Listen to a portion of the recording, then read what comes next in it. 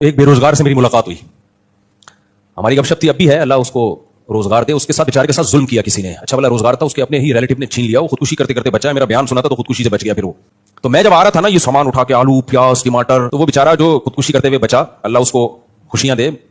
میں رک گیا سلام کرنے کے لیے. اس نے کہا یہ کیا ہے؟ میں نے کہا یار یہ دیکھو یار ہم کس ٹینشن میں ہیں یار, آلو پیاز ٹماٹر یہ ساری چیزیں مجھے لے جانی پڑتی ہیں, شادی کے بعد یہ ٹینشن ہے. کہتا ہے یار خدا کی قسم یہ ٹینشن اس ٹینشن سے اچھی ہے جس ٹینشن میں مبتلا ہوں. یہ بھی ایک زینت ہے, گھر کا سودا خرید رہے ہو, آلو پیاز ٹماٹر گھر میں لا رہے ہو, کیونکہ وہ اس نعمت سے محروم تھا, نعمت سے محروم تھا. کہہ رہا یار یہ اس کی جو خوشی ہے وہ میں سمجھتا ہوں. گھر ہو, بیوی بچے ہوں, اور آپ ان کے لیے کچھ لا رہے ہو, آلو پیاز ہی لا رہے ہو, ٹماٹر ہی لا رہے ہو.